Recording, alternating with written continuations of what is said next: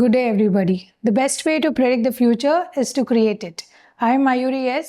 from Kingmakers IAS Academy. I welcome you all to the Beyond the Headlines session. Let's see the topics for today. So the topics that we are going to cover for today are UPI. Next is Essential Religious Practices. Next is Kaveri Water Management Authority. அதுக்கப்புறம் Doronicum Sanctum, Brain Organoids and Pandaram Lands. So these are the topics. So let's get into the first topic. So UPI. So UPI எதுக்கு நியூஸில் இருக்குன்னா it has completed 10 years. So அது Inception பார்த்தீங்கன்னா 2016 கொண்டு வந்திருக்காங்க. So it has completed 10 years. That's why it is in news. Let's see the transaction volume எவ்வளோ increase ஆகிருக்கு and எவ்வளோ டிரான்சாக்ஷன்ஸ் இதில் நடக்குது, டோட்டல் வேல்யூ என்ன நடக்குது, all these things we will see. So UPI is nothing but it is Unified Payments Interface ன்னு சொல்கிறாங்க. So it was launched in 2016. யார் இதை லான்ச் பண்ணாங்க, கொண்டு வந்தீங்கன்னு பார்த்தீங்கன்னா it is National Payments Corporation of India. And next வந்து it is an instant bank to bank transfer. So இன்ஸ்டண்ட்டாக வந்து பேமெண்ட் வந்து செட்டில் ஆகுது. அதுக்கப்புறம் it is operable 24/7. So 24/7 is nothing but 24 hours in a day and into 7 days in a week. So it is operable all through the week ன்னு சொல்கிறாங்க. And next is it is regulated by Reserve Bank of India. And இது வந்து ஒரு digital public இன்ஃப்ராஸ்ட்ரக்சர்னு சொல்கிறாங்க. Just like how we have roads, railways and all, அது வந்து physical infrastructure மாதிரி டிஜிட்டல் டிரான்சாக்ஷன்ஸ், டிஜிட்டல் ஈகோ சிஸ்டமை மெயின்டைன் பண்ணுறது வந்து டிஜிட்டல் பப்ளிக் இன்ஃப்ராஸ்ட்ரக்சர் சொல்கிறாங்க. ஸோ இதில் வந்து வேறு சில கோவின், அதுக்கப்புறம் ஆதார் எனேபிள் பேமெண்ட் சிஸ்டம், இதெல்லாமே கூட டிஜிட்டல் பப்ளிக் இன்ஃப்ராஸ்ட்ரக்சர்னு சொல்கிறாங்க, which is the digital ecosystem. இது வந்து it enables the person to person டிரான்சாக்ஷன்ஸும் இருக்குது, பர்சன் டு மர்ச்சன்ட்ஸ்க்கும் நம்ம டிரான்சாக்ஷன் பண்ணலாம். It is 24/7 which is throughout the year. Okay. And next வந்து ரியல் டைம் ஃபண்ட் ட்ரான்ஸ்ஃபர் நடக்குது, இமீடியட்டாக வந்து ட்ரான்ஸ்ஃபர் பண்ண முடியுது. ஸோ மல்டிபிள் பேமெண்ட் மோட்ஸ் இருக்குது. ஒன்று பார்த்தீங்கன்னா யூபிஐ ஐடின்னு சொல்கிறீங்க இல்லையா, தட் அண்ட் மொபைல் நம்பர் வழியாகவும் ட்ரான்சாக்ஷன்ஸ் பண்ணலாம், and QR code and virtual payment address. So these are the modes of transaction. So இது வந்து interoperable across different banksன்னு சொல்கிறாங்க. For example, if I am holding a HDFC bank account, I can send the money to an Axis Bank account as well. That is interoperability between the banksன்னு சொல்கிறாங்க. And also between the payment apps. Suppose I have GPay and my friend has PhonePe. நான் ஜிபேலேருந்து ஃபோன்பேக்கு அனுப்பலாம். அதுக்கு ஒரே ஒன்று common criteria நம்மளுக்கு என்ன வேணும்னா, UPI நெட்ஒர்க்கில் நம்ம ரெஜிஸ்டர் பண்ணியிருக்கணும் நம்மளோட பேங்க் அக்கௌண்ட்ஸை. ஸோ யூபிஐ ஐடி வந்து நம்ம யூஸ்வலாக ஜென்ரலாக பேசுகிறது வந்து யூபிஐ ஐடின்னு சொல்லுவோம். பட் ஆக்சுவலாக அது வந்து பேக் எண்டில் என்ன சொல்லுவாங்கன்னா வர்ச்சுவல் பேமெண்ட் அட்ரஸ்ன்னு சொல்லுவாங்க. அது ஒருத்தருக்கும் ஒரு யூனிக்கான வர்ச்சுவல் பேமெண்ட் அட்ரஸ் இருக்கும். அண்ட் நம்ம மொபைல் நம்பருக்கு அனுப்புகிறப்போ ஆட்டோமேட்டிக்காக யூபிஐ என்ன ஃபெச் பண்ணோன்னா நம்மளோட VPI, that is virtual payment address ஒரு அக்கௌண்ட் டீட்டெயில்ஸை வந்து ஃபெச் பண்ணோம். சிமிலராக கியூஆர் கோடில் ஸ்கேன் பண்ணுறப்போவுமே கியூஆர் கோடு வந்து அந்த விபிஐ வந்து ஃபெச் பண்ணோம். ஃபைனலாக அக்கௌண்ட் நம்பர் வழியாகவும் நம்ம ட்ரான்ஸ்ஃபர் பண்ணலாம். ஒரு அக்கௌண்ட் நம்பர்லேருந்து இன்னொரு அக்கௌண்ட்டுக்கும் we can transfer. So it requires 2-factor authentication for security reasonsன்னு சொல்கிறாங்க. And it supports recurring payments. So auto pay options எல்லாம் நம்மளுக்கு இருக்குது, bill payments பண்ணலாம், merchant transactions, all these are possible through UPI. That is why it is a digital ecosystemன்னு சொல்கிறாங்க. And இப்போ வந்து UPI scale of transformation பார்த்தீங்கன்னா இப்போது 10 இயர்ஸில் என்ன மாதிரி சேஞ்சஸ் எல்லாம் நடந்திருக்குன்னு பார்த்தீங்கன்னா, டிரான்சாக்ஷன் வால்யூம் வந்து கிட்டத்தட்ட 13,000 டைம்ஸ் இன்க்ரீஸ் ஆகிருக்கு. அண்ட் டிரான்சாக்ஷன் வேல்யூமே வந்து ஒரு 4,000 டைம்ஸ் இன்க்ரீஸ் ஆகிருக்கு. ஸோ ஸ்டார்ட் பண்ணப்போ பார்த்தீங்கன்னா டிரான்சாக்ஷன் வால்யூம் ஜஸ்ட் ஒரு 1.78 crores இருந்தது. இப்போ கிட்டத்தட்ட it is around 24,162 crores. And transaction வேல்யூமே வந்து 0.07 crores இருந்தது. It is now around 314 lakh crores. So it is a monumental increase in the volume as well as the value. And UPI வந்து இப்போ கிட்டத்தட்ட நம்ம கண்ட்ரியில் மட்டும் இல்லாமல் இன்னொரு 11 countries-லையுமே வந்து it is being available. And so it is recognized by International Monetary Fund as one of the world's largest real-time payment system by transaction volume. So it is a major recognition for UPI, India's UPI. And next one, the UPI and India's DPI டிப்ளமசின்னு சொல்கிறாங்க. So இந்த digital public infrastructure எல்லாமே சேர்த்து தான் India ஸ்டாக்ன்ற ஒரு term கீழே denote பண்ணுறாங்க. So India stack is nothing but India's DPI ecosystem is often called as India stack. DPI is nothing but digital public infrastructure. So India stack global வந்து என்ன பண்ணுவாங்கன்னா, நம்மளோட யூனிக்கான டிஜிட்டல் ஈகோ சிஸ்டம் எல்லாம் இருக்கு இல்லையா, we will showcase that to the partner countries and everything so that they will be able to adopt it. So நம்மளோட digital eco சிஸ்டம்ஸை வந்து அவங்களுக்கு அடாப்ட் பண்ணுறதுக்கான ஆப்பர்ச்சுனிட்டிஸ் கிரியேட் பண்ணி கொடுக்குறது தான் it is India stack global. So யூஸ்வலாக DPI பிளாட்ஃபார்ம்ஸில் என்னெல்லாம் இருக்கும்னா ஆதார். ஸோ ஆதார் வந்து நம்மளுக்கு ஒரு டிஜிட்டல் ஐடென்டிட்டி கார்டு மாதிரி. யூபிஐ வந்து டிஜிட்டல் பேமெண்ட்ஸ் இருக்குது. டிஜி லாக்கர் வந்து நம்மளோட ஃபைல்ஸ் அண்ட் இம்பார்ட்டன்ட் டாக்குமெண்ட்ஸ் எல்லாம் சேவ் பண்ணலாம். அண்ட் தென் கோவின் பிளாட்ஃபார்மில் வந்து டியூரிங் கோவிட் வேக்சின் மேனேஜ்மெண்ட் ஒர்க்காக யூஸ் பண்ணது. உமங் பிளாட்ஃபார்ம் வந்து என்ன கவர்மெண்ட் சர்வீஸாக இருந்தாலுமே ஒரு காமன் பிளாட்ஃபார்மில் நம்ம ஆக்சஸ் பண்ண முடியும். And similarly Diksha for digital education, இது எல்லாமே வந்து டிஜிட்டல் பப்ளிக் இன்ஃப்ராஸ்ட்ரக்சர்னு சொல்கிறாங்க. So just like roadways and railways நம்ம எப்படி யூட்டிலைஸ் பண்ணுறோமோ we can utilize all these platforms digitally. Okay, so that is digital public infrastructure which is combined together called as the India Stack ன்னு சொல்கிறாங்க. So next is international expansion. In the 11 countries we can use the UPI. அதில் வந்து ஒரு access மட்டும் நம்ம கொடுக்கணும். UPI இன்டர்நேஷ்னல்னு சொல்லி enable பண்ணோன்னா we can utilize this. அதுக்கப்புறம் DPI cooperation. So India has totally signed MOUs or agreements. So India stack குளோபல்னு பார்த்தோம் இல்லையா, நம்மளோட டிஜிட்டல் பப்ளிக் இன்ஃப்ராஸ்ட்ரக்சர் வந்து வேறு கண்ட்ரீஸ் அடாப்ட் பண்ணுறதுக்கான ஆப்பர்ச்சுனிட்டிஸ் கிரியேட் பண்ணுறோன்னு சொல்லி. ஸோ இந்தியா வந்து கிட்டத்தட்ட ஒரு 23 countries கிட்ட MOUs and agreements வந்து சைன் பண்ணியிருக்காங்க, which is good for India financially as well. And next பார்த்தீங்கன்னா why UPI matters. So financial inclusion. So almost everyone has UPI now. Okay, so it is bringing in financial inclusion. And next is interoperability. It is operable between the bank accounts as well as between the apps. ஓகேங்களா, apps வழியாகவும் இன்டர்ஆப்ரபிளாக இருக்குது, banks வழியாகவும் இன்டர்ஆப்ரபிளாக இருக்குது. And low cost digital payments, you don't have to pay any transaction fee or any thing. And then economic formalisation நடக்குது. Finally we have global digital leadership through the India stack global programme. Okay, so National Payments Corporation of India பற்றி பார்க்கலாம். So National Payments Corporation of India வந்து it is a not for profit umbrella organisation சொல்கிறாங்க for retail payments in India. So it was established in 2008. அதுக்கப்புறம் it was promoted by the Reserve Bank of India. So regulate பண்ணுறது யாருன்னு பார்த்தீங்கன்னா it is the Reserve Bank of India and the Indian Banks Association. It functions under the provisions. எந்த ஒரு particular act கீழே இது வந்து it is functioning is that it is under the payment and settlement systems of payments and settlement system act of 2007. So this is about UPI. And UPI வந்து அந்த operability யாரெல்லாம் பார்க்குறாங்கன்னு பார்த்தீங்கன்னா it is NPCI. So it develops and operates the key retail payment systems in India. So this is about the National Payments Corporation of India. So NPCI வந்து வேறு சில ப்ராடக்ட்ஸும் operate பண்ணிட்டு இருக்காங்க. ஸோ ரெகுலேட் பண்ணுறது promote பண்ணுறது யாருன்னு பார்த்தீங்கன்னா RBI தான். பட் யார் வந்து இதை ஆப்ரேட் பண்ணுறதுன்னு பார்த்தீங்கன்னா இட் இஸ் NPCI.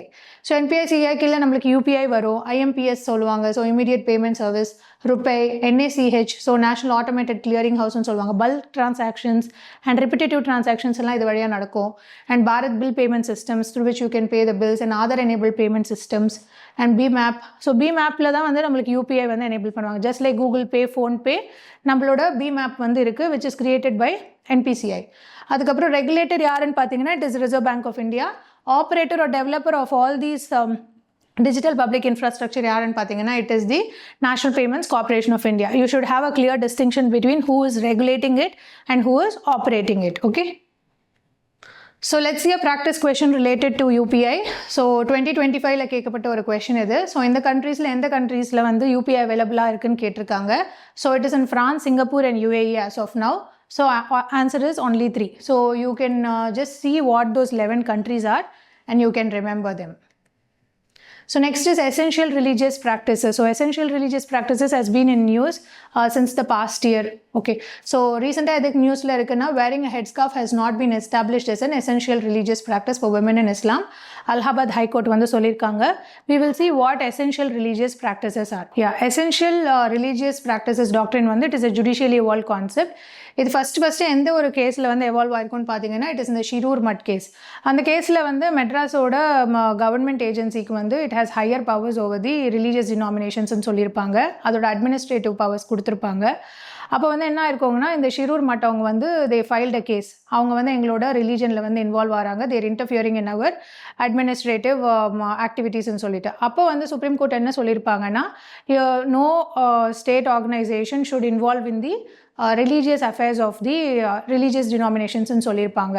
ஸோ சில எசென்ஷியல் ரிலீஜியஸ் ப்ராக்டிசஸ்னால் அது வந்து ரொம்ப இன்டிகிரலாக இருக்கும் அவங்களோட ரிலீஜனுக்கு. அது ஒரு வேளை அவங்க ப்ராக்டிஸ் பண்ணலைன்னா அந்த ரிலீஜனுக்கே ஒரு மீனிங் இல்லாத மாதிரி இருக்கும். ஸோ அதுதான் வந்து எசென்ஷியல் ரிலீஜியஸ் ப்ராக்டிசஸ்ன்னு சொல்கிறாங்க. So it is a judicial test to determine whether a religious practice is essential and integral to the religion. So this is evolved by Supreme Court and courts வந்து அந்த religious doctrines believes இதெல்லாம் வந்து examine பண்ணிவிட்டு அதுக்கப்புறம் கன்க்ளூஷனுக்கு வருவாங்க இது வந்து அந்த ரிலீஜனுக்கு வந்து இன்டிகிரலாக இல்லையான்னு சொல்லிட்டு. ஸோ த டாக்டரின் இஸ் ஆஃபன் இன்வோக்டு வென் இந்த டாக்டரின் எப்போ வந்து யூஸ்வலாக இன்வோக் பண்ணுறாங்கன்னா ஏதாவது ஒரு ரிலீஜியஸ் ப்ராக்டிஸ் வந்து ஃபண்டமெண்டல் ரைட்ஸையோ இல்லைனா பப்ளிக் ஆர்டர் மொராலிட்டி இந்த மாதிரி விஷயங்களை வந்து அஃபெக்ட் பண்ணுதுன்னா அப்போ தான் இந்த டாக்டரினை வந்து இன்வோக் பண்ணுறாங்க. Okay, invoking is nothing but it is being challenge. So article 25 and 26 provides the primary constitutional protection for religious practices and religious affairs. We will see what article 25 and 26 are. Okay. For example என்ன நடந்திருக்கோன்னா ஆனந்த மார்கான்னு சொல்லிட்டு ஒரு particular religious denomination இருக்காங்க பெங்காலில். அவங்க வந்து ஒரு தாண்டவா டான்ஸ்னு ஒன்று perform பண்ணுவாங்க. ஸோ அந்த தாண்டவா டான்ஸில் வந்து அவங்க ஸ்கல்ஸ் அதுக்கப்புறம் வந்து போன்ஸ் இதெல்லாம் யூஸ் பண்ணி தான் அந்த டான்ஸ் பர்ஃபார்ம் பண்ணுவாங்க. அது பப்ளிக் ஆர்டரை வந்து டிஸ்டர்ப் பண்ணுதுன்னு சொல்லிட்டு கேஸ் ஃபைல் பண்ணியிருப்பாங்க. அப்போ அவங்க என்ன ஆனந்த மார்க்க ரிலீஜியஸ் டினாமினேஷன் என்ன சொல்லியிருப்பாங்கன்னா அது எங்களோட எசென்ஷியல் ரிலீஜியஸ் ப்ராக்டிஸ்ன்னு சொல்லியிருப்பாங்க.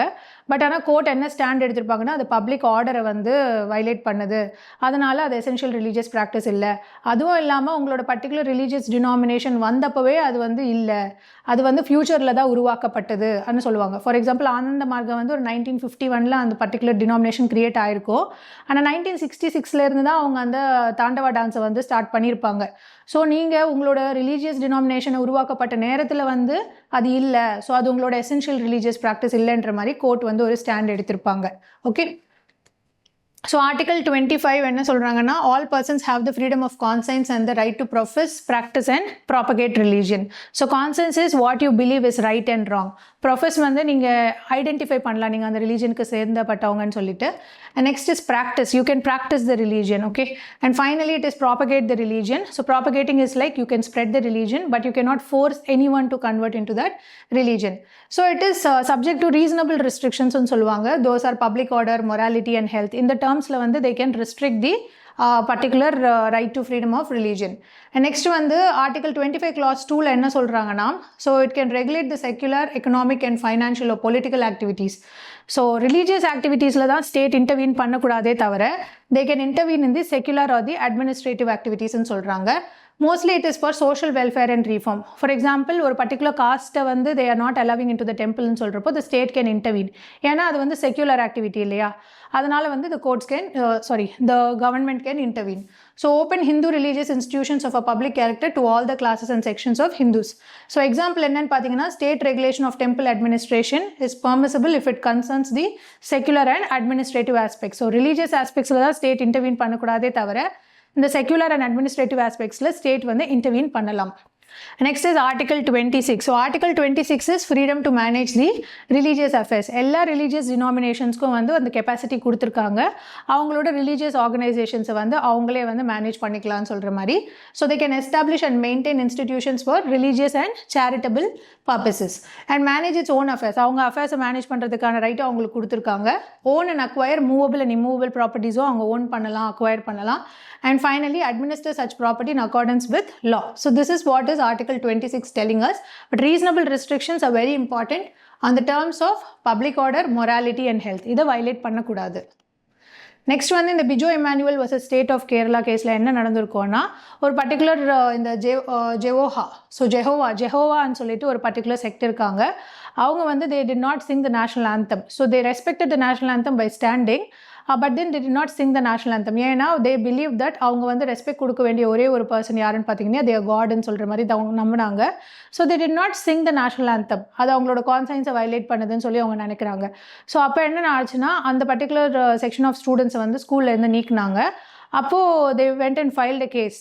அப்போ கோர்ட் என்ன சொல்லியிருப்பாங்கன்னா அவங்க பப்ளிக் ஆர்டரை டிஸ்டர்ப் பண்ணலை, அவங்க நேஷனல் ஆந்தமை ரெஸ்பெக்ட் பண்ணுற மாதிரி ஏஞ்சி நின்று இருக்காங்க. But they just did not sing it. So பாடாதனால வந்து ஒன்றும் பிரச்சனை இல்லை. அவங்களோட எசென்ஷியல் ரிலீஜியஸ் டாக்டர் என்ன சொல்லுதுன்னா அவங்க காடை மட்டும்தான் அவங்க சுப்ரீமாக நினைக்கிறாங்க. பட் நேஷனல் ஆந்தம் வந்து அவங்க பாட மாட்டுறாங்க, but they are respecting it, that is ஓகேன்ற மாதிரி கோர்ட் வந்து ஒரு கன்க்ளூஷனுக்கு வந்திருப்பாங்க. So the court is only deciding what is the essential religious டாக்டர்ன்ற மாதிரி. ஓகே, ஸோ ரீசெண்டாக அலகாபாத் ஹைகோர்ட்டில் வந்து ஹிஜாப் ஜட்மெண்ட் கொடுத்துருக்காங்க. ஸோ ஒரு கேர்ள் வந்து அவங்க ஹெட் ஸ்கார்ஃப் வந்து வேர் பண்ணிவிட்டு கிளாஸுக்கு போகிறது வந்து எசென்ஷியல் ரிலீஜியஸ் டாக்ட்ரின்னு சொல்லியிருக்காங்க. பட் கோர்ட் வந்து என்ன சொல்லியிருக்காங்கன்னா, it is not an essential religious doctrine. நீங்கள் யூனிஃபார்மாக ஸ்கூலில் வந்து எல்லாருமே வந்து அந்த இன்ஸ்டிடியூஷனில் என்ன ஃபாலோ பண்ணிட்டு இருக்காங்களோ அதுதான் ஃபாலோ பண்ணுன்ற மாதிரி கோர்ட் வந்து ஸ்டாண்ட் எடுத்திருப்பாங்க. So wearing a head scarf is not an essential religious டாக்ட்ரின்ன்ற மாதிரி கோர்ட் ஒரு ஸ்டாண்ட் எடுத்திருக்காங்க. Okay, so the court relied on the earlier judgments. இதுக்கு முன்னாடி நடந்த ஜட்மெண்ட்ஸ் மேலேயும் ரிலை ஆயிருக்காங்க. Karnataka high court and Bombay high court வந்து சிமிலர் இஷ்யூஸில் வந்து ஹெட் ஸ்கார்ஃப் அண்ட் ஹிஜாப் வந்து ஸ்கூலில் வந்து வேர் பண்ணுறது வந்து எசென்ஷியல் ரிலீஜியஸ் ப்ராக்டிஸ் இல்லைன்னு சொல்லியிருப்பாங்க. So it health that the dispute primarily concerned compliance with an institutional dress code தான் நம்ம ஃபாலோ பண்ணணும், rather than interference with religious freedom. So இது வந்து இன்ஸ்டிடியூஷனல் ட்ரெஸ் கோட் பேஸ் பண்ண ஒரு விஷயன்றதுனால they upheld that wearing headscarf is not an essential religious practice. Okay, so we'll see a UPSC PYQ related to that. The Constitution of India defines its basic structure in terms of federalism, secularism, fundamental rights and democracy in sollirukanga. No, the Constitution does not define the basic structure. So basic structure of the Constitution endradhe vandu it is again a judicially evolved concept through the Keshavananda Bharati case. And next one, the Constitution of India provides for judicial review to safeguard the citizens' liberties and to preserve the ideals on which the Constitution is based. So explicit வந்து நம்மளுக்கு சொல்றது இல்லை judicial review இருக்குன்னு சொல்லிட்டு Constitution directa. So that is why this statement is also wrong. It is served through Article 13, Article 226 வழியாக தான் நம்மளுக்கு judicial reviewன்ற concept வந்து வருது. But it is not directly or explicitly provided by the Constitution. Okay. So next is Kaveri Water Management Authority. So Kaveri Water Management Authority has been in news because of the sharing of waters between the Tamil Nadu and Karnataka. So let's see, இது வந்து ஒரு brief history இருக்கு like as to what happened and everything. So Kaveri வந்து it is an interstate river இல்லையா. So Kaveri river is flowing through Karnataka and Tamil Nadu and அதோட basin வந்து it is covering the 4 states which is Tamil Nadu, Karnataka, Kerala and Puducherry. I'll tell you what basin and what the flow is as well. And the dispute வந்து it has its historical roots in 1892ல இருந்தே start ஆயிருக்கு. அதுக்கப்புறம் 1924ல ஒரு அக்ரிமெண்ட்டுக்கு வந்திருப்பாங்க, எவ்வளோ water எவ்வளோ வந்து யார் வந்து யூஸ் பண்ணோன்ற மாதிரி. அது வந்து ஒரு 50 இயர்ஸ்க்கு வந்து அந்த அக்ரிமெண்ட் இருந்துச்சு. ஸோ 1974ல அந்த அக்ரிமெண்ட் முடிஞ்சிட்டதுனால again the issue started coming up. So increasing irrigation development in Karnataka, irrigation development in Karnataka increase ஆகிறப்போ ஆட்டோமேட்டிக்காக தமிழ்நாடுக்கு ரிசீவ் ஆக வாட்டர் வந்து கம்மியாகிற மாதிரி they started fighting on that basis. So repeated negotiations between the basin states failed, leading to the formal adjudication under the Interstate River Water Disputes Act of 1956. So இந்த மாதிரி negotiations fail பண்ணுறப்போ நம்மளுக்கு ஒரு article இருக்குது கான்ஸ்டியூஷனில் which is Article 262. இந்த Article 262 என்ன சொல்லோன்னா பார்லிமெண்ட்டுக்கு adjudicating power கொடுக்கும். Interstate river disputes act வழியாக ஏதாவது ஒரு ட்ரிபியூனலை எஸ்டாப்ளிஷ் பண்ணி அந்த ட்ரிபியூனல் வந்து இந்த இஷ்யூ பற்றி ஏதாவது ஒரு டிசிஷன் எடுக்கிற மாதிரி அந்த பவர் வந்து பார்லிமெண்ட்டுக்கு தான் இருக்குது. Okay, so Article 262 empowers the Parliament to provide for adjudication of disputes relating to the use, control and distribution of interstate river waters. இந்த பர்டிகுலர் ஆர்டிக்கல் கீழே தான் வந்து அவங்க இன்டர்ஸ்டேட் ரிவர் டிஸ்பியூட்ஸ் ஆக்டை வந்து ஃபார்ம் பண்ணியிருப்பாங்க. அண்ட் அந்த interstate river water disputes act வழியாக தான் வந்து ஒரு ட்ரிபியூனலை வந்து எஸ்டாப்ளிஷ் பண்ணுறாங்க. ஸோ அந்த ட்ரிபியூனல் கொடுக்குற அந்த வேர்டிக்டை வச்சு தான் வாட்டர் ஷேரிங் எந்த பேசிஸில் நடக்கும்னு பார்ப்பாங்க. So, under the Interstate River Water Disputes Act 1956, when negotiations fail, the central government constitutes a water disputes tribunal. இது எப்படி நடக்கும்னா, first interstate river water disputes வழியாக வந்து நெகோசியேஷன்ஸ் நடத்துவாங்க. ஸோ நெகோசியேஷன்ஸ் ஃபெயில் ஆகிறப்ப தான் அவங்க ஒரு ட்ரிபியூனல் எஸ்டாப்ளிஷ் பண்ணுறாங்க. 1991 வந்து காவேரி வாட்டர் டிஸ்பியூட்ஸ் ட்ரிபியூனல் வந்து ஒரு இன்டரிம் அவார்ட் கொடுத்துருப்பாங்க. பட் அதை வந்து இவங்க directing the Karnataka and Tamil Nadu for a water sharing, இவ்வளோ வாட்டர் வந்து நீங்கள் அவங்களோட ஷேர் பண்ணணும்னு சொல்லியிருப்பாங்க. அண்ட் அகெயின் 2007 வந்து ஒரு ஃபைனல் அவார்ட் கொடுத்துருப்பாங்க வாட்டர் ஷேரிங் பேஸ் பண்ணி. But both the states were not happy with that particular வேர்டிக்ட்ன்றதுனால they would have gone to the supreme court. ஓகேங்களா? So the Kaveri water disputes tribunal gave its final award அந்த sharing of Kaveri waters. ஆனால் அந்த வேர்டிக்டோட அவங்க ஹாப்பியாக இல்லாதனால they filed a special leave petition. Special leave petition na the tribunal கொடுத்த ஜட்மெண்ட்டோட ஹாப்பியாக இல்லாதனால they went to the Supreme Court for the further judgments. Okay, so அது எந்த பர்டிகுலர் ஆர்டிக்கல் கீழே நடக்கும்னா ஆர்டிகல் 136 கீழே ஸ்பெஷல் லீவ் பெட்டிஷன்ன்ற மாதிரி ஒன்று இருக்குது. ஏன்னா யூஸ்வலாக ட்ரிபியூனல்ஸ் கொடுக்குற ஜட்மெண்ட் வந்து பைண்டிங்காக இருக்கும். அதையும் தாண்டி நம்மளுக்கு ஸ்பெஷல் லீவ் பெட்டிஷனில் வந்து we can file a case in the Supreme Court. That is a special request to take a different verdict. Okay, So challenging the aspects of the Kaveri Water Dispute Tribunal Award. So 2018 என்ன நடந்திருக்கும்னா the Supreme Court modified the tribunal's allocation. அந்த allocation earlier எடுத்தாங்க இல்லையா, அதை வந்து modify பண்ணியிருப்பாங்க Supreme Court and directed the union government to establish a mechanism for implementing the decision. So இந்த allocation of waterக்கு வந்து ஒரு டிசிஷன் எடுத்திருக்காங்க இல்லையா, அதை இம்ப்ளிமெண்ட் பண்ணுறதுக்காக ஒரு பாடியை கிரியேட் பண்ண சொல்லியிருப்பாங்க. That is Kaveri water management authority. Okay, so the centre subsequently notified the Kaveri water management authority in 2018. So the scheme established Kaveri water management authority and Kaveri water regulation committee. இது ரெண்டுத்துக்கான difference also will see. So யூஸ்வலாக என்ன situation நடக்கும், ஏதாவது ஒரு river water dispute நடக்குதுன்னா central government first வந்து நெகோசியேஷனுக்கு ட்ரை பண்ணுவாங்க. நெகோசியேஷனால் சால்வ் ஆகாத விஷயம்னு பார்க்குறப்போ வாட்டர் டிஸ்பியூட்ஸ் ட்ரிபியூனலை வந்து இன்டர்ஸ்டேட் வாட்டர் டிஸ்பியூட்ஸ் ஆக்ட் வழியாக வந்து கிரியேட் பண்ணுறாங்க. And Kaveri award requires implementation. So அவங்க கொடுக்குற அவார்டு இருக்கு இல்லையா, அந்த ட்ரிபியூனல் கொடுக்குற அவார்டு வந்து அதை பேஸ் பண்ணி அண்ட் ஆல்சோ சுப்ரீம் கோர்ட் கொடுத்த ஜட்மெண்ட் பேஸ் பண்ணி ஒரு பாடியை கிரியேட் பண்ணாங்க. That is Kaveri water management authority.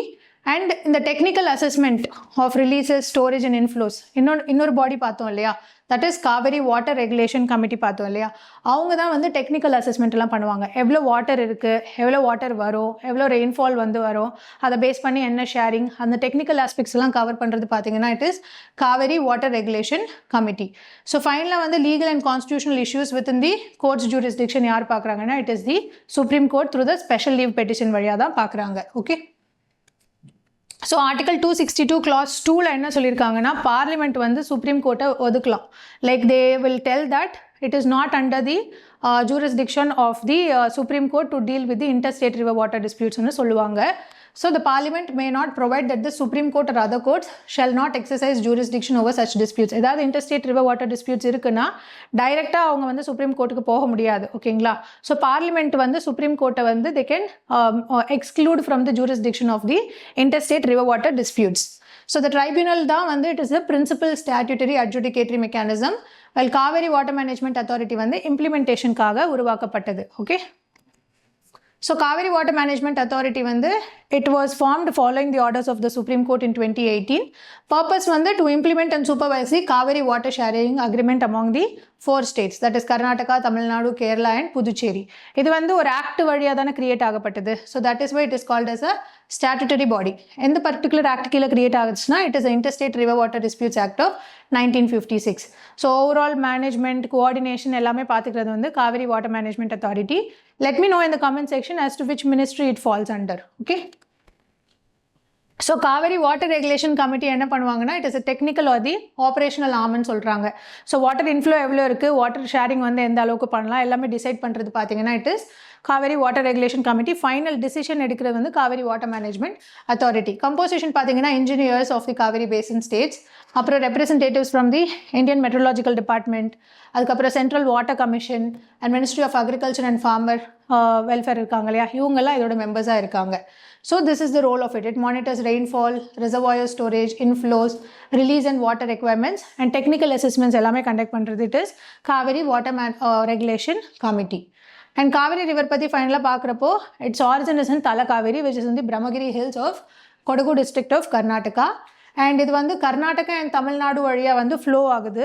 ஆனால் பேசின் வந்து என்ன சொல்லுவாங்கன்னா இந்த ரிவர் ஆக்குபை பண்ணுற என்டையர் ஏரியா எங்கே ரெயின்ஃபால் ஸ்டார்ட் ஆகி இதோட ட்ரிபியூட்ரிஸ் எல்லாம் வந்து ஜாயின் ஆகும் இல்லையா, அதுக்கப்புறம் இது வந்து வாட்டர் எங்கெல்லாம் டிஸ்ட்ரிபியூட் பண்ணுது, ஃபைனலாக போயிட்டு பே ஆஃப் பெங்காலில் ரீச் ஆகிற வரையும் அந்த மொத்த ஏரியாவை என்ன சொல்லுவாங்கன்னா பேசின்னு சொல்லுவாங்க. ஆனால் அந்த ரிவர் மெயினாக எந்த வழியாக வந்து போகுதோ அந்த பாத்தை வந்து ரிவர் ஃப்ளோன்னு சொல்கிறாங்க. ஓகே, length வந்து டோட்டலாக 800 kilometers இருக்குது and it finally drains into the Bay of Bengal forming the Kaveri Delta. Major tributaries பார்த்தீங்கன்னா கர்நாடகாவில் we have Hemavati, Harangi, Kabini, Shimsha and all these. தமிழ்நாடுல we have Bhavani, Amravati and Noyal. Okay, so in the Kabini வந்து it is originating in Kerala and it is joining the Kaveri in Karnataka. Okay, so directly Kaveri river is not flowing into Kerala, but Kabini இன்றது வந்து it is originating in Kerala and joining with the Kaveri. Okay, so that is why அந்த பேசினில் வந்து Kerala and Puducherry நம்மளுக்கு cover ஆகும். And then Cauvery basin covers parts of Karnataka, Tamil Nadu, Kerala and Puducherry and is one of the major interstate river basins of peninsular India. Okay, so இதில் வந்து நீங்கள் பார்த்தீங்கன்னா இந்த entire red colour ஏரியாவோட மார்க் பண்ணியிருக்கிறது வந்து பேசின். ஆனால் ரிவர் ஃப்ளோ எங்கே நடக்குதுன்னு பார்த்தீங்கன்னா இந்த ப்ளூ கலர் லைன் இருக்கு இல்லையா, so this is the river flow. Okay, இந்த ரிவர் வந்து எந்த ஏரியாஸை ஃபுல்லாக ட்ரெயின் பண்ணுதோ, எங்கே ரெயின்ஃபால் வருது அண்ட் எந்த ஏரியாஸ்லேருந்து ட்ரிபியூட்ரிஸ் வந்து ஜாயின் ஆகுது அண்ட் ஃபைனலாக அது எண்ட் ரிசல்ட் எங்கே போயிட்டு வந்து சியோட பே ஆஃப் பெங்காலோட ஜாயின் பண்ணுது. அந்த entire area is covered into the drainage, Kaveri Basin. Okay. Let us see a PYQ related to this.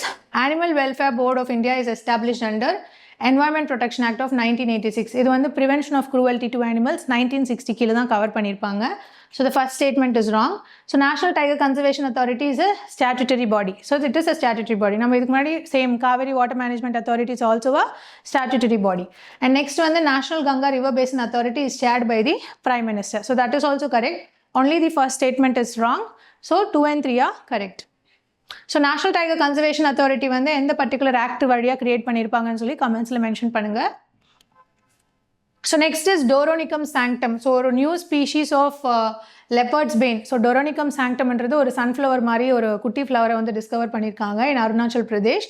So that is why it is in news. Okay. So research is from the Council of Scientific and Industrial Research, Institute of Himalayan Bioresource Technology, ஒரு புது plant species which is called as Doronicum sanctum ன்னு சொல்லிட்டு ஒன்று discover பண்ணியிருக்காங்க. It is found in the high altitude wild areas of Arunachal Pradesh. இது வந்து it is one of the first species, அந்த ஜீனஸ்க்கு சேர்க்கப்பட்ட ஒரு ஃபஸ்ட்டு ஸ்பீஷீஸ் வந்து நார்த் ஈஸ்டில் கண்டுபிடிச்சிருக்காங்க. இதுக்கு முன்னாடி சென்ட்ரல் அண்ட் வெஸ்டர்ன் ஹிமாலயாஸில் கண்டுபிடிச்சிருக்காங்க டோரோனிக்கம் ஜீனஸோடது. But it is a first time they have found in the north east, that is in the Arunachal Pradesh. Okay, it is called as leopard's bane. So ஹிஸ்டாரிக்கலாக வந்து என்ன ஒரு பிலீஃப் இருந்துச்சுன்னா, இந்த பர்டிகுலர் ஃப்ளவரை சாப்பிட்டப்போ லெப்பர்ட்ஸ் வர் டையிங்னு சொல்லிட்டு they had one belief. But it is not scientifically proven, so that is why it is called as leopard's bane. And altitude பார்த்தீங்கன்னா கிட்டத்தட்ட ஒரு 4000 meters above the sea level இருக்குது, which is high altitude again and Himalayan wilderness.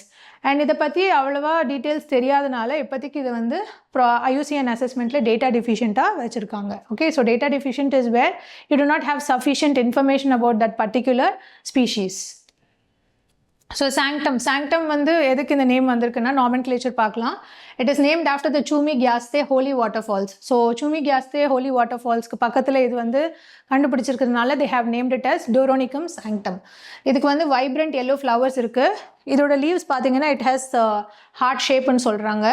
And then it has pubescent rays cypselae சொல்கிறாங்க, which is nothing but அதோட சீட்ஸ்க்கு வந்து ஹேரியாக இருக்கும். And caducus papus, which is nothing but feathery structure that falls off easily.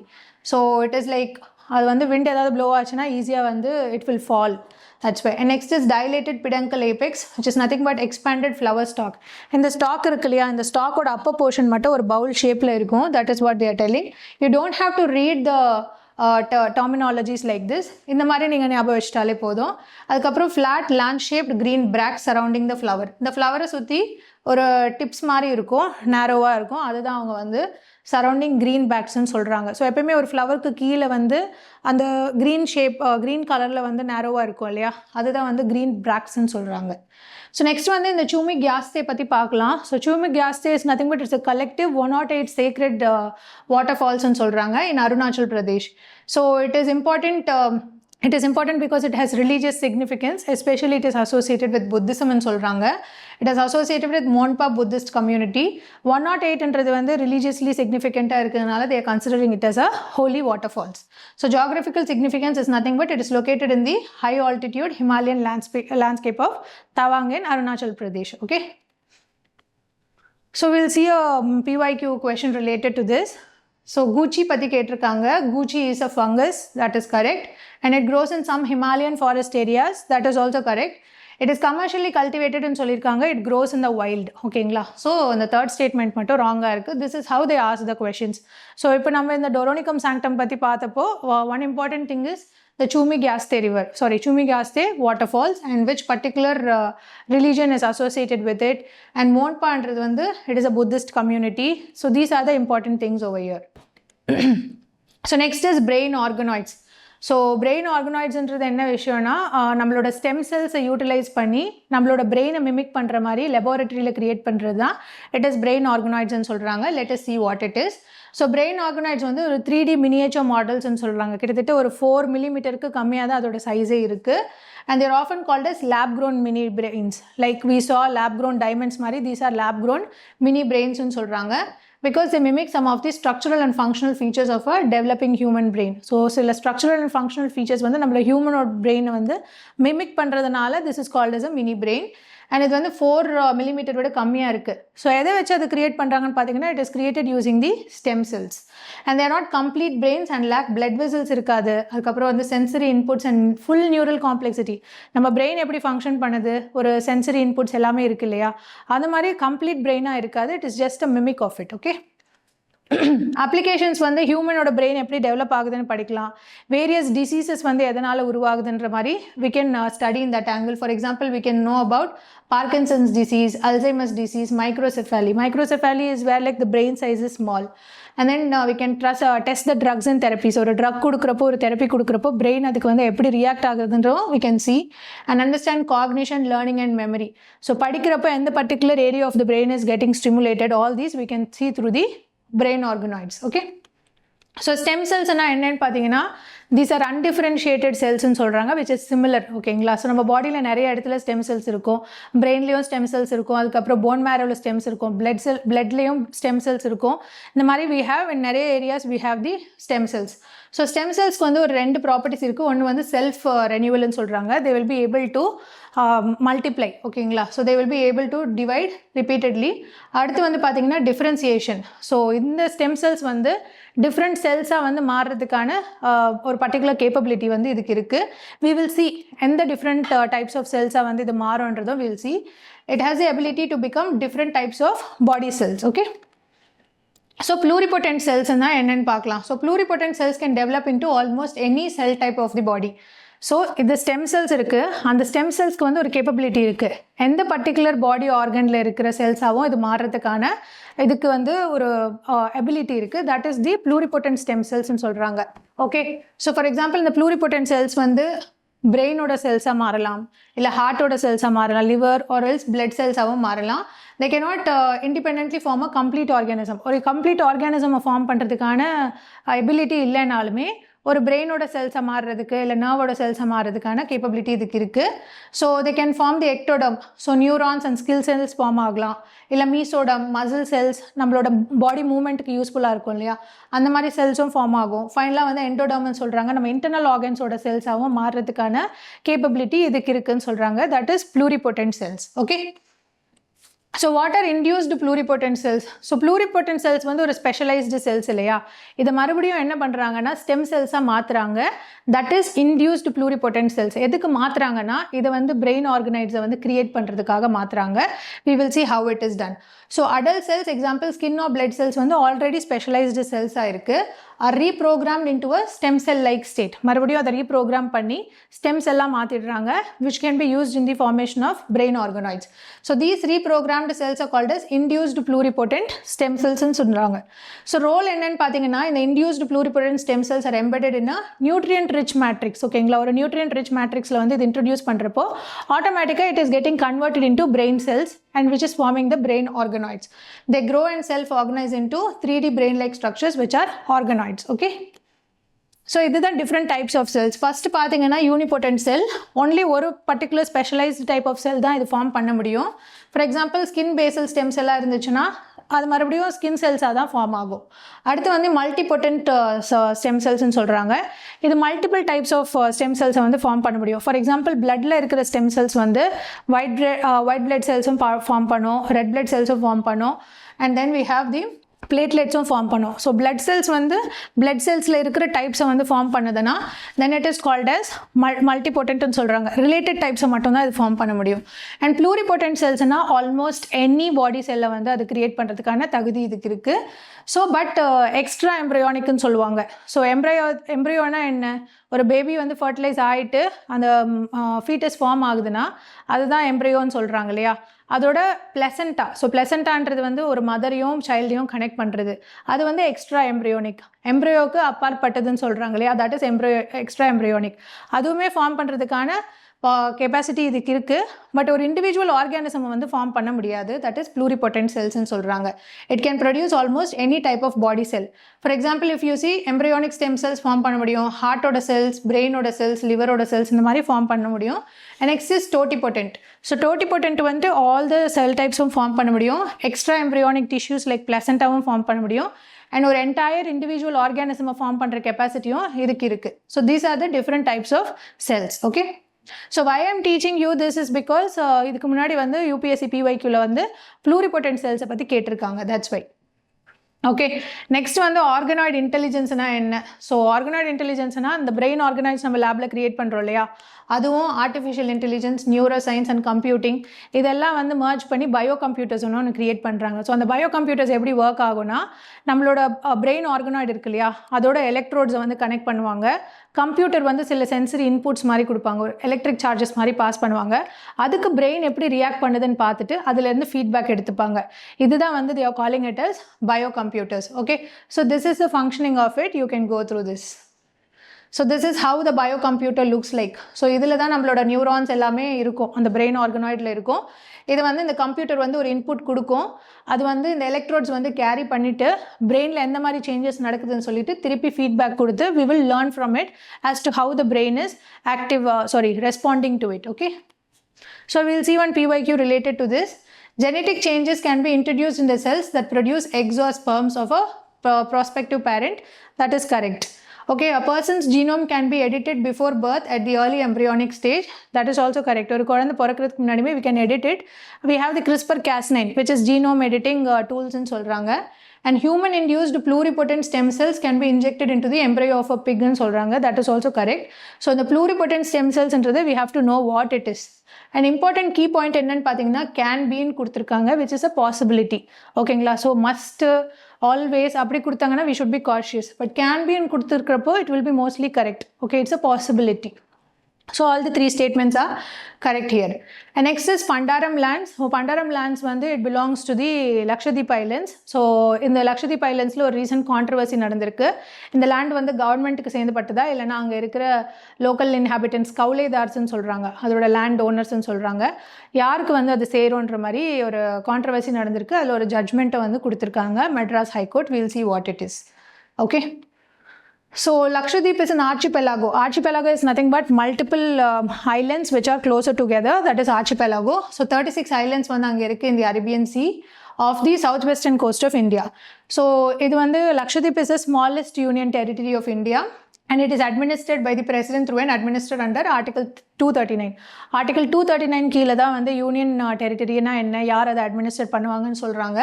And Pandaram land is a category of land historically associated with government ownership or tenure arrangements in Lakshadweep and constitutes over 60% of the land in the union territory. So 60% of the land in Lakshadweep பார்த்தீங்கன்னா it is Pandaram land. So இது கவர்மெண்ட்டுக்கு சேர்ந்ததா இல்லை வந்து அங்கே இருக்கிற கவுலேதார்ஸ்க்கு சேர்ந்ததான்றது we will see. Okay, so it includes Androth, Kalpeni and then Kavarati, Minicoy, Agatti and 6 uninhabited islands தான் Pandaram lands ன்னு சொல்கிறாங்க. So this is the map and these are the islands which are associated with the Pandaram lands. ஒரு 1884 அரேஞ்ச்மெண்ட்டில் என்ன சொல்லியிருக்காங்கன்னா Pandaram land was handed over to islanders, Kauledars for cultivation, possession. அதுக்கப்புறம் for example என்ன நடந்துச்சுன்னா 1884 அக்ரிமெண்ட்டில் இந்த பண்டாரம் லேண்ட்ஸை வந்து கவுலேதார்ஸ்ன்ற லேண்ட் ஓனர்ஸ்க்கு வந்து transfer பண்ணியிருக்காங்க. அண்ட் அதுக்கப்புறம் 1884க்கு அப்புறம் ஒரு 40 years கண்டினியூஸாக அதோட பொசிஷன், அந்த லேண்டோட பொசிஷன் இவங்க கிட்ட இருக்குன்னா they will become the owners of the லேண்ட்ன்ற மாதிரி சொல்லியிருக்காங்க. Okay, so kauledars were the traditional holders or occupants of such land under this tenure system. So kauledars are the land holders. Okay, so 1965ல் என்ன கொண்டு வந்திருக்காங்கன்னா இந்த லக்ஷதீப்பில் இருக்கிற எல்லா ஐலண்ட்ஸு அண்ட் ஆல்சோ அந்த லேண்டுக்கு வந்து யாருக்கு ஓனர்ஷிப் ரைட்ஸ் இருக்குது அதை வந்து கரெக்டாக லீகலாக வந்து மென்ஷன் பண்ணுறதுக்காக ஒரு பர்டிகுலர் ரெகுலேஷன் கொண்டு வந்திருப்பாங்க, which is Lakshadweep, Minicoy and Aminidivi Land Revenue and Tenancy Regulation. இதுதான் வந்து அந்த ஸ்டாச்சுட்டரி ஃப்ரேம்வொர்க் கொடுத்துருக்கு. யாருக்கு வந்து லீகல் அண்ட் ப்ரொப்ரேட்டரி ரைட்ஸ், ப்ரொப்ரேட்டரினா ஓனர்ஷிப் ரைட்ஸ்ன்னு சொல்லுவாங்க, அந்த லேண்டுக்கான ஓனர்ஷிப் ரைட்ஸ் வந்து யாருக்கு இருக்குன்னு சொல்லிட்டு இந்த ரெகுலேஷனில் தான் வந்து பேசப்பட்டுச்சு. So it subsequently became central to determining the legal status of the pandaram lands. இப்போ தான் அந்த லீகல் ஸ்டேட்டஸ்ன்ற ஒரு இஷ்யூவே வந்து வருது. அண்ட் நெக்ஸ்ட் பார்த்தீங்கன்னா present ownership dispute. So pandaram lands are government property or whether kauledars acquired ownership rights தான் இங்கே வந்து dispute. Islanders point to earlier earlier government actions including payment of compensation when Pandaram lands were acquired as evidence of recognition of their land rights. இவங்க என்ன சொல்கிறாங்கன்னா பண்டாரம் லேண்ட்ஸோட owners என்ன சொல்கிறாங்கன்னா இதுக்கு முன்னாடி கவர்மெண்ட் வந்து எங்களோட லேண்டை ப்ரொக்யூர் பண்ணுறப்போ எங்களுக்கு காம்பன்சேஷன் கொடுத்தாங்க, ஸோ இதே ஒரு எவிடன்ஸாக இருக்குது அது எங்களோட லேண்டு தான் சொல்லிட்டு the people are saying. Okay. ஆனால் ரீசெண்ட் கான்ட்ரவர்சி எதனால் நடந்திருக்குன்னா இந்த பண்டாரம் லேண்ட்ஸில் இருக்கிற ட்ரீஸ் எல்லாமே வந்து கவர்மெண்ட் வந்து கவுண்ட் பண்ண ஆரம்பித்தாங்க, such that it is government லேண்டுன்ற மாதிரி கவர்மெண்ட் வந்து சொல்லிட்டு இருந்தாங்க. ஆனால் ஹைகோர்ட் வந்து என்ன டிசிஷன் எடுத்திருக்காங்கன்னா the land belongs to the கவுலேதார்ஸ்ன்ற மாதிரி தான் ஒரு ஸ்டாண்ட் எடுத்திருக்காங்க. Okay, so islanders fear that government control could result in loss of traditional and ancestral land. So அந்த லேண்டில் இருக்கிற ட்ரீஸை கவுண்ட் பண்ணுறதுனால கவர்மெண்ட் அவங்களோட ப்ராப்பர்ட்டியாக கன்சிடர் பண்ணிடுவாங்கன்னு சொல்லிட்டு they filed a case. Okay, so the Kerala High Court held that the Kauledars who were in possession and cultivation of Pandaram lands since 1965 are statutory owners ன்ற மாதிரி அவங்க தான் லீகல் ஓனர்ஸ்ன்ற மாதிரி recognise பண்ணியிருக்காங்க. It directed the administration to formalize their titles.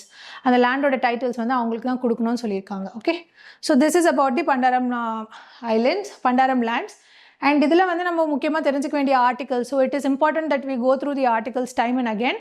So one article which is related over here is Article 300A, which is right to property. It was earlier a fundamental right which was struck down in the 44th Amendment Act of 1978ல வந்து இது ஒரு constitutional ரைட்டாக மாற்றிருக்காங்க. So article 239 கீழே தான் நம்மளுக்கு union டெரிட்டரிஸ்னால் என்ன, so union territories யார் அட்மினிஸ்ட்ரேட் பண்ணுவாங்கன்றது மென்ஷன் ஆகியிருக்கு. So these R 2 important articles that we have learned for today. Okay, so we'll see a PYQ which is related to this. The Barren Island volcano is an active volcano located in Indian territory. That is correct. And the Barren Island lies about 140 km east of Great Nicobar ன்னு சொல்லியிருக்காங்க. It is not east of Great Nicobar. இது வந்து south அந்தமானுக்கு north ஈஸ்டில் தான் வந்து இது இருக்குது. Okay, so yeah, so Port Blair வந்து எந்த பார்ட் ஆஃப் அந்தமான் ஐலண்ட்ஸில் இருக்குன்னு சொல்லிட்டு கமெண்ட்ஸில் மென்ஷன் பண்ணுங்கள். So the last time the Barren Island volcano erupted was in 1991 and has remained inactive since then. அதுக்கப்புறம் அது erupt ஆகலன்னு சொல்கிறாங்க. That is wrong. 1991 அப்புறம் 1994லுமே it has erupted. So that is why this statement is wrong. So last 2 statements are wrong. First statement is correct. So let us see some of the practice questions related to the topics. So first one பார்த்தீங்கன்னா consider the statements regarding UPI. அதில் வந்து it enables real-time fund transfers between the bank accounts. That is correct. It uses a virtual payment address in சொல்கிறாங்க which we call as UPI ID. That is also correct. It was developed by Reserve Bank of India கொடுத்துருக்காங்க. It is only promoted and regulated by Reserve Bank of India. அது யார் வந்து develop பண்ணாங்கன்னு பார்த்தீங்கன்னா National Payments Corporation of India. So third statement is wrong. And UPI 123 Pay is a voice-based payment service ன்னு சொல்லியிருக்காங்க. That is also correct. Let me know what is UPI Lite in the comment section. Okay, so only 3 statements are correct which are 1, 2 and 4. Okay, so next is essential religious practices பற்றி கேட்டிருக்காங்க. Are those practices that are fundamental and integral to a religion ன்னு சொல்லியிருக்காங்க. That is correct.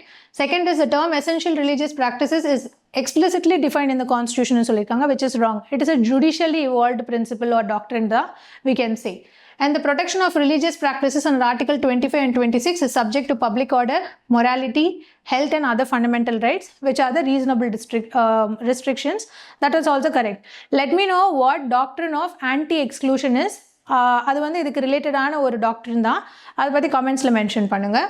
So basically 1 and 3 are correct. The second option is wrong. Okay. So next is with reference to interstate river water disputes பற்றி கேட்டிருக்காங்க. The Supreme Court has original jurisdiction. So original jurisdictionனா அதில் ஏதாவது problem வந்துச்சுன்னா நம்ம டைரெக்டாக போய் supreme கோர்ட்டை கேட்கலாம். அதுதான் வந்து ஒரிஜினல் ஜூரிஸ்டிக்ஷனுக்கான மீனிங். பட் இதில் ப்ராப்ளம் வந்துச்சுன்னா ஃபஸ்ட்டு என்ன நடக்குது, ஃபஸ்ட்டு வந்து நெகோசியேஷன்ஸ் நடக்கும். அதுக்கப்புறம் interstate river water disputes act படியாக ட்ரிபியூனலை எஸ்டாப்ளிஷ் பண்ணுறாங்களே தவிர டைரெக்டாக வந்து சுப்ரீம் கோர்ட்டுக்கு போகிறதில்ல. So first statement is wrong. It does not have the original jurisdiction. So the Kaveri Water Management Authority was established to implement the Kaveri Water River Disputes Tribunal Award as modified by Supreme Court. That is correct. Supreme Court award based பண்ணி தான் அது form பண்ணியிருப்பாங்க.